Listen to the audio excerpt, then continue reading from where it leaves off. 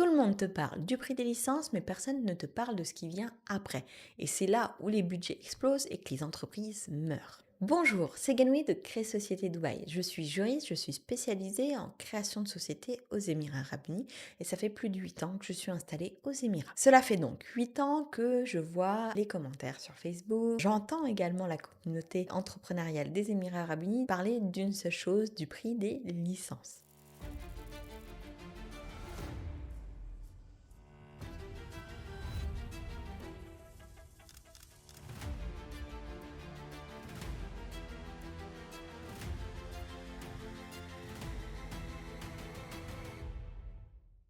Tout le monde ne parle que d'une seule chose, du prix des licences, mais on ne te parle jamais ni des frais de renouvellement, ni des coûts qui pourraient être cachés, et tout simplement des frais de voyage, parce que la création de société, ce n'est pas seulement la création de l'entité elle-même et l'obtention de la licence, c'est tout le voyage qu'il y a derrière et toutes les étapes qui sont derrière. Dans cette vidéo, je te propose d'en discuter ensemble et que tu puisses faire ton propre avis, ton propre calcul pour être sûr de ne pas exploser ton budget. Commençons donc par ce que tu vas payer lors de la création de ta société. Première chose, la licence. Alors évidemment, le prix des licences dépend beaucoup de la juridiction, de l'activité, du nombre de visas résidents que tu vas placer sous ta société. Disons que pour une société zéro quota, le prix des licences seul va commencer autour des 1500 à 3000 euros par an. Pour les sociétés avec un quota de visa résident, le prix des licences va varier entre 3 et 5 000 euros. Les sociétés avec deux quotas de visa résident et ils vont varier entre 4 000 et 7 000 euros généralement.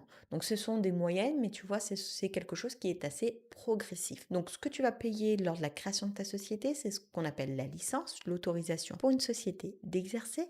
Tu vas également payer ton establishment card ou immigration card ou e-channel en fonction de la juridiction dans laquelle tu te places. Ça a des noms différents, mais grosso modo, ça a toujours la même fonction, pouvoir enregistrer ton visa résident sous ta société. Tu vas également payer ton visa résident, ainsi que les différentes étapes. Donc visa résident, visite médicale, prise d'empreinte, validation du visa résident, carte d'identité des Émirats Arabes Unis. Tu vas également payer ton assurance santé, puisqu'une assurance santé est obligatoire pour tous les possesseurs de visa résident. Enfin, tu vas également payer ton local commercial, si tu as un local commercial, le billet d'avion pour pouvoir venir finaliser les démarches de visa résident sur le territoire des Émirats Arabes Unis. Il n'est pas possible de passer la visite médicale ni la prise d'empreinte dans son pays d'origine. Tu vas également payer ton hôtel, alors en fonction de la rapidité que tu as choisie pour ton process et de la juridiction dans laquelle tu te places, ça va être entre 1 et 3 semaines en moyenne et tu vas payer bien évidemment sur place tes loisirs et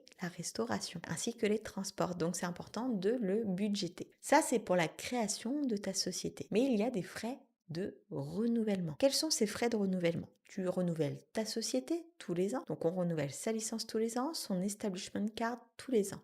Tu renouvelles tous les 2 ans ton visa résident, ta visite médicale, ton émérite. Ça dit que tu vas refaire tous les 2 ans. Pareil pour les visas famille. S'agissant maintenant des coûts cachés, donc notre dernier point, on va avoir principalement la comptabilité. Pourquoi c'est un coût qui est caché? Alors, chez nous, on a la capacité d'obtenir un devis avant la création de sa société pour connaître le coût de sa comptabilité, mais c'est souvent un coût qu'on oublie parce qu'on a l'impression que pas ou peu d'impôts veulent dire pas de comptabilité. C'est totalement faux, vous avez besoin d'une comptabilité. Attention également, depuis 2025, si votre free zone est éligible au Small Tax Relief, donc pour être à 0% jusqu'à 3 millions de dirhams de bénéfices, un audit annuel sera obligatoire. Si la société génère au moins 750 000 euros de bénéfices, vous avez également un audit à remettre tous les ans aux autorités financières. Autre coût caché, tout simplement celui de ne pas être bien ou pas être accompagné et d'oublier certaines étapes. Si par exemple on ne fait pas son UBO dans les temps, c'est 50 000 dirhams d'amende forfaitaire. Si on ne fait pas son enregistrement corporate tax dans les temps,